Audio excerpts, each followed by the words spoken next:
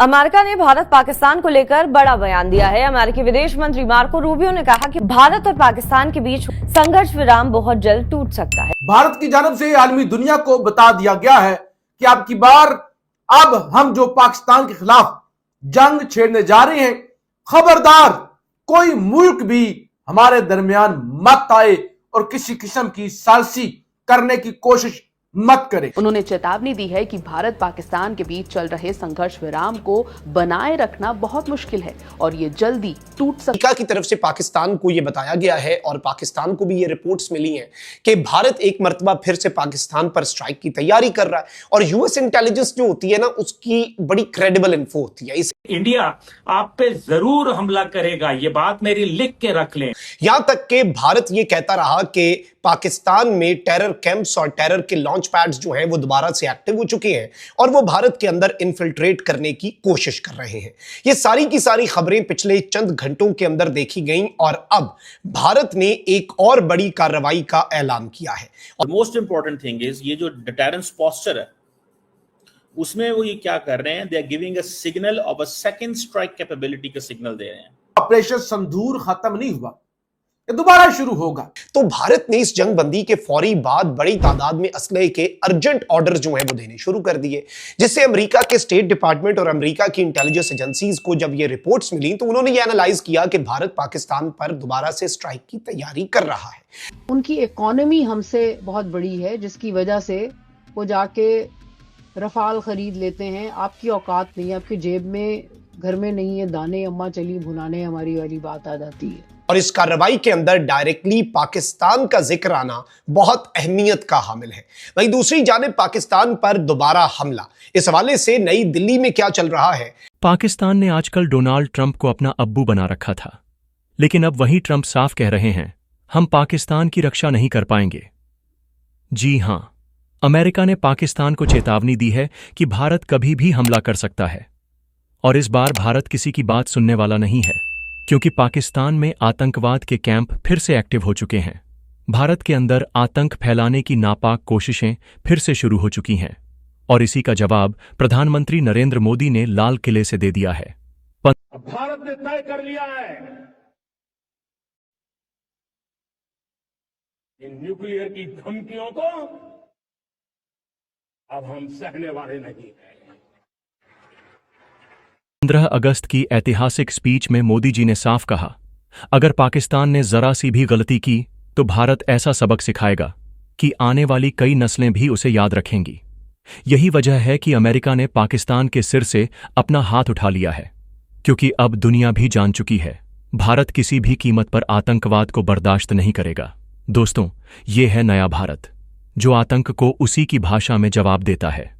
अगर आप भी मानते हैं कि आतंकवाद को जड़ से खत्म करने के लिए भारत का ये रुख बिल्कुल सही है, तो अभी इस वीडियो को लाइक कीजिए, अपनी राय कमेंट में बताइए और हमारे चैनल को सब्सक्राइब करना मत भूलिए। साहिबा, इंडियन जो आर्मी चीफ है उनका भी ये कहना है कि जंग अभी खत्म नहीं हुई और किसी भी टाइम दोबारा शुरू हो सकती है। तो ये जो ऑपरेशन था, क्या ये मिलिट्री ऑपरेशन खत्म हो गया है? ये कन्फ्रंटेशन खत्म हो गई, कंक्लूड हो गई है? ये देखिए, ये 4 डेज का नियर वॉर थी, ये कॉन्फ्लिक्ट था, वो तो खत्म हो गया है। लेकिन जाहिर है चूंकि दोनों मुमालिक के दरमियान जो ताल्लुकात हैं और जो टेंशन है उसी तरह से चल रही है, तो इसलिए जो है वो जो कॉन्फ्लिक्ट की फिजा है वो तो उसी तरह कायम है ना। कोई गुफ्तगू दैट वे कोई हो नहीं रही, तो और कभी भी कहीं कोई स्पार्किंग हो सकती है। सो इस वजह से जो है कि देखिए, उनका क्लेम, इंडियन क्लेम ये है कि हाँ जी कॉन्फ्लिक्ट खत्म नहीं हुआ, हम इसको अभी हम जारी रखेंगे। एक पॉलिटिकल डिसीजन तो ले लिया गया सीज फायर का, लेकिन जाहिर है जो मिलिट्री है उनकी वो इतने सेटिस्फाइड नहीं है। मैं आपको याद कराती चलूं कि जब कारगिल हुआ था तो उसके बाद आपको याद अगर पड़े तो पाकिस्तान नेवी का एक अटलांटिक था जो कि फिर जो कि लाइन ऑफ कंट्रोल के बहुत करीब चला गया था और then it was shot down by the Indians. तो ये जो जज्बा बदला लेने का ये फिर रहता है फिर, और जब ऐसी चीज हो दोनों साइडों पे हो, हमारे जो चीफ हैं वो भी कहते हैं कि जनाब इंडिया की ऐसी की तैसी उनको सबक सिखाएंगे। हम ईस्ट से घुसेंगे और पहले ईस्ट पे हम करेंगे और फिर आगे जाएंगे और 10 मिसाइल डेमो पे मारेंगे वगैरह वगैरह। तो जब दोनों साइडों पे हॉकिशनेस हो तो स्पार्किंग की गुंजाइश तो रहती है ना।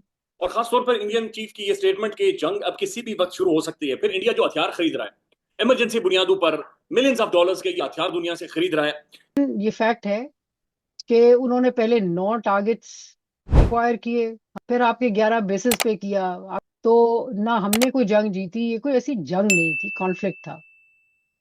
तो देखें, और बात यह है कि जब ऐसी सिचुएशन होती है तो कंट्रीज इन कॉन्फ्लिक्ट सब वेपन्स खरीदते हैं।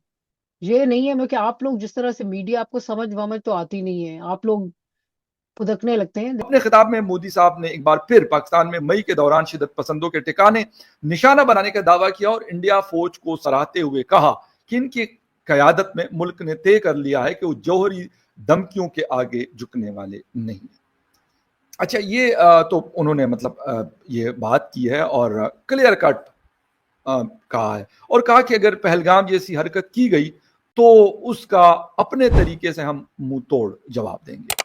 और उन्होंने ये भी दोहराया कि पानी और खून एक साथ नहीं बह सकते।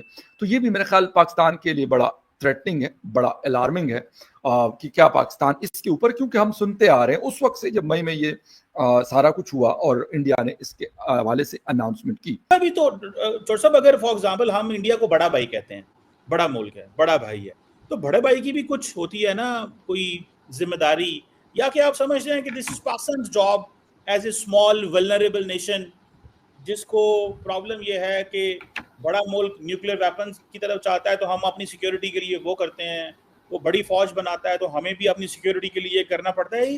तो स्टैंडर्ड तो उन्होंने सेट करना है, हमने तो नहीं करना।